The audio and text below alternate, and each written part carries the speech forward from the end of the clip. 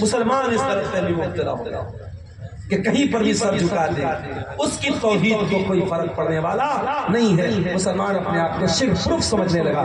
نہیں میرے پیارے ساتھیوں، شرک دنیا کا سب سے بڑا پاپ ہے، سب سے بڑا پاپ تھا اور سب سے بڑا پاپ رہے گا، اور شرک کرنے والا اللہ کیا کبھی کامیاب نہیں ہو سکتا۔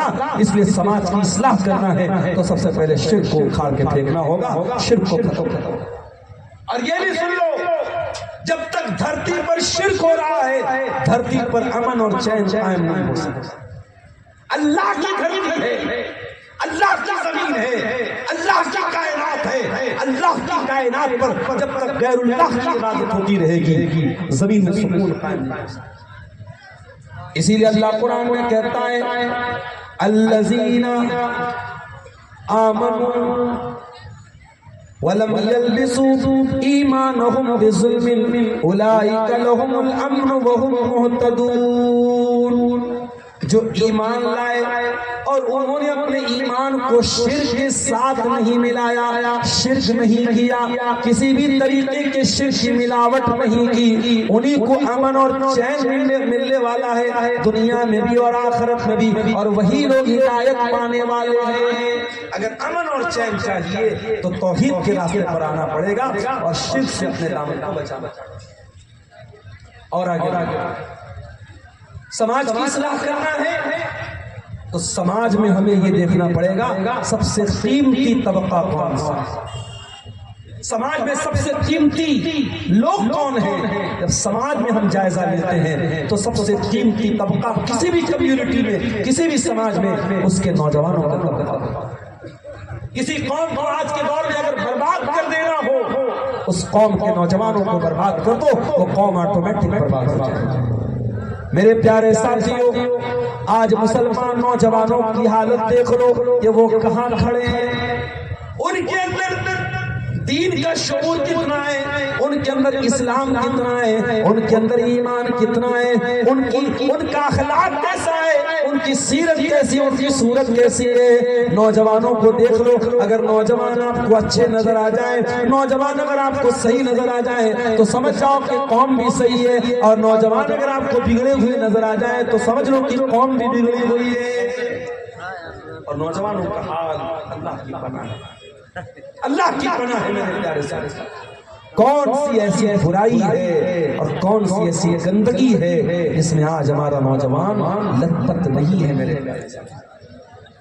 ہمارا نوجوان یہ بھول گیا کہ وہ امت مسلمہ سے اس کا تعلق ہے، وہ مسلمان ہے۔ دنیا کا ایک دستور ہوتا ہے میرے بھائی، ایک باپ کے 4 بیٹے ہوتے ہیں، ایک بیٹا بڑا نالائق ہوتا ہے، باپ اس سے ناراض رہتا ہے، لیکن جو 3 بیٹے باپ کے بڑے فرما بردار، بڑے اچھے، بڑے لائق بیٹے ہوتے ہیں، جب یہ 3 لائق بیٹے جب یہ کوئی غلط کام کرتے ہیں، جب یہ باپ کے ساتھ بدتمیزی کرتے ہیں، جب یہ باپ کی نافرمانی کرتے ہیں تو باپ کو زیادہ دکھ ہوتا ہے، باپ کو زیادہ تکلیف ہوتی ہے۔ میرے پیارے ساتھیوں، دوسری قومیں کیا کر رہی ہیں میں یہ نہیں جانتا، ہم اور آپ کیا کر رہے ہیں ہم کو اس پر غور کرنے کی ضرورت ہے۔ ارے ہم تو مسلمان ہیں، ہم تو وہ امت ہے جن کے بارے میں اللہ قرآن میں کہتا ہے کنتم خیر امت اخرجت للناس تأمرون بالمعروف وتنہون عن المنکر وتؤمنون باللہ۔ اے مسلمانوں، تم دنیا کی سب سے بہترین امت ہو، تم لوگوں کے لیے نکالے گئے ہو، تم نیکی کا حکم دیتے ہو، تم برائی سے روکا کرتے ہو، تم اللہ تعالیٰ کے اوپر ایمان رکھتے ہو۔ جب مسلمان گناہ کرتا ہے، جب مسلمان بدکاری کرتا ہے، جب مسلمان شراب پیتا ہے تو اللہ تعالیٰ زیادہ ناراض ہوتا ہے، اور ہمیں یہ ماننا پڑے گا کہ آج اللہ ہم سے ناراض ہے، اللہ ہم سے ناراض ہے، بہت زیادہ ناراض ہے۔ اور اللہ کی ناراضگی کی دلیل یہ ہے کہ ہم ہر جگہ جوتے کھا رہے ہیں، ہر جگہ جوتے کھا رہے ہیں۔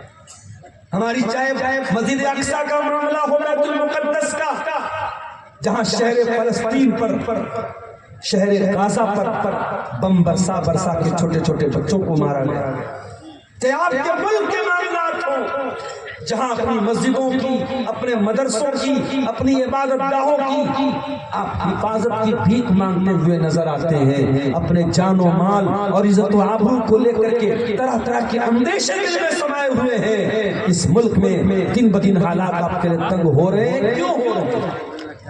کبھی آپ نے اس پر غور کیا؟ اللہ قرآن میں کہتا ہے ما یفعل اللہ بعذابکم ان شکرتم وآمنتم وکان اللہ شاکرا علیما۔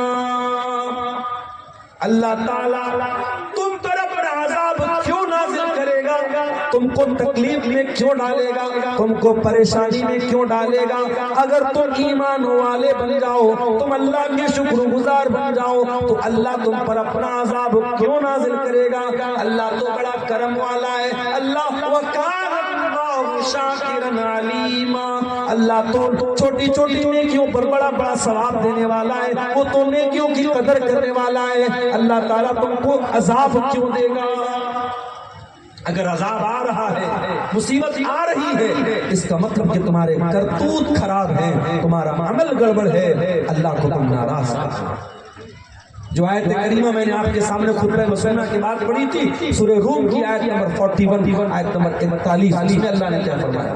ظہر الفساد فی البر والبحر بما کسبت ایدی الناس، خشکی میں، تری میں، زمین پر، پانی میں، جہاں پر بھی تم کو فساد نظر آ جائے، بگاڑ نظر آ جائے، تباہی نظر آ جائے، بربادی نظر آ جائے، سمجھ جاؤ بما کسبت ایدی الناس، وہ انسانوں کے کرتوتوں کا نتیجہ ہے، وہ تمہارے اپنے عمل کا نتیجہ ہے۔ لیذیقہم بعض الذی عملوا، اللہ تعالیٰ تمہارے کچھ عمل کی تم کو سزا دے رہا ہے، کچھ کرتوتوں کی سزا دے رہا ہے۔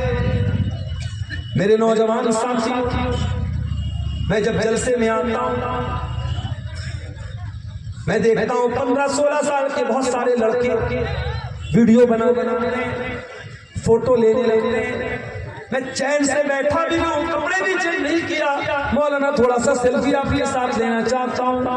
مجھے اچھی طریقے سے معلوم ہے یہ سیلفی کیوں لی جا رہی ہے۔